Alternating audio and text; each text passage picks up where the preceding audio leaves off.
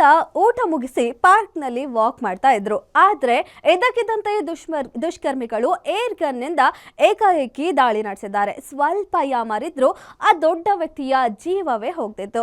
ಆದ್ರೆ ಕ್ಷಣಾರ್ಧದಲ್ಲಿ ಆತ ಸಾವಿನಿಂದ ಬಚಾವಾಗಿದ್ದಾನೆ. ಯಾರು ಆ ವ್ಯಕ್ತಿ? ಅಷ್ಟಕ್ಕೂ ಆತನ ಮೇಲೆ ದಾಳಿ ಮಾಡಿದ ಹಂತಕರು ಯಾರು? ಎಲ್ಲಿ ಆಯ್ತು? ಈ ಬಗ್ಗೆ ಕಂಪ್ಲೀಟ್ ಸ್ಟೋರಿ ಎಲ್ಲಿದೆ ನೋಡಿ. ಬೆಂಗಳೂರಿನಲ್ಲಿ ಉದ್ಯಮಿ ಮೇಲೆ ಏರ್ ಗನ್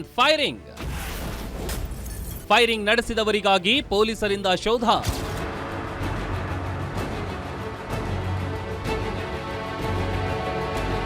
ಬೆಂಗಳೂರಿನಲ್ಲಿ ಉದ್ಯಮಿಯ ಮೇಲೆ ಏರ್ ಗನ್ ಸದ್ದು ಮಾಡಿದೆ. ಎಸ್, ಬಸವನಗುಡಿಯ ಕೃಷ್ಣರಾವ್ ಪಾರ್ಕ್ನಲ್ಲಿ ಬೆಂಗಳೂರಿನ ನರ್ತಕಿ ಹಾಗೂ ಕಾರ್ಗಿಲ್ ಬಾರ್ನ ಮಾಲೀಕ ರಾಜಗೋಪಾಲ್ ಮೇಲೆ ಫೈರಿಂಗ್ ನಡೆದಿದೆ. ಡಿಸೆಂಬರ್ 10ರ ರಾತ್ರಿ 8:30 ಸುಮಾರಿಗೆ ಉದ್ಯಮಿ ರಾಜಗೋಪಾಲ್ ಕತ್ತಿನ ಭಾಗಕ್ಕೆ ಫೈರಿಂಗ್ ನಡೆದಿದೆ. ಗಾಯಗೊಂಡ ಉದ್ಯಮಿ ರಾಜಗೋಪಾಲ್ ಜಯನಗರದ ಬೆಂಗಳೂರು ಆಸ್ಪತ್ರೆಗೆ ದಾಖಲಾಗಿ ಚಿಕಿತ್ಸೆ ಪಡಿತಾ ಇದ್ದಾರೆ. ಬಸವನಗುಡಿ ಕೃಷ್ಣರಾವ್ ಪಾರ್ಕ್ಗೆ ಸ್ನೇಹಿತರನ್ನ ಭೇಟಿಯಾಗಲು ರಾಜಗೋಪಾಲ್ ಬಂದಿದ್ದ ವೇಳೆ ಫೈರಿಂಗ್ ಮಾಡಿದ್ದಾರೆ.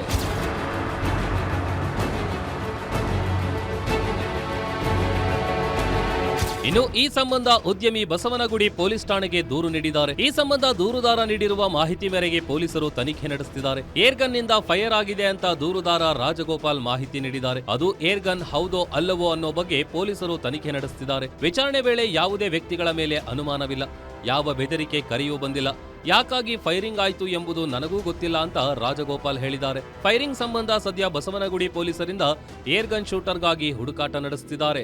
ಇನ್ನು ದೂರು ದಾಖಲಿಸಿಕೊಂಡ ಬಸವನಗುಡಿ ಪೊಲೀಸರು ಘಟನಾ ಸ್ಥಳಕ್ಕೆ ಭೇಟಿ ನೀಡಿ ಸಿಸಿಟಿವಿ ಮತ್ತು ಸ್ಥಳವನ್ನ ಪರಿಶೀಲನೆ ನಡೆಸಿದ್ರು. ಉದ್ಯಮಿಯ ಹತ್ಯೆಗೆ ಸಂಚು ರೂಪಿಸಿದ್ರ ಎಂಬ ಬಗ್ಗೆ ತನಿಖೆ ನಡೆಸಲಾಗ್ತಾ ಇದೆ. ಮೇಲ್ನೋಟಕ್ಕೆ ಟಾರ್ಗೆಟ್ ಮಾಡಿ ಹೊಡೆದಿರೋ ಬಗ್ಗೆ ಪೊಲೀಸರಿಂದ ಅನುಮಾನ ವ್ಯಕ್ತಪಡಿಸಿದ್ದಾರೆ. ಸದ್ಯ ದೂರುದಾರ ಇದು ಏರ್ ಗನ್ ನಿಂದ ನಡೆದ ದಾಳಿ ಎಂದು ತಿಳಿಸಿದ್ರು. ಅದು ನಿಜವಾಗಿಯೂ ಏರ್ ಗನ್ ಹೌದೋ ಅಲ್ಲವೋ ಎಂಬುದರ ಬಗ್ಗೆ ಪೊಲೀಸರು ತನಿಖೆ ಮುಂದುವರೆಸಿದ್ದಾರೆ.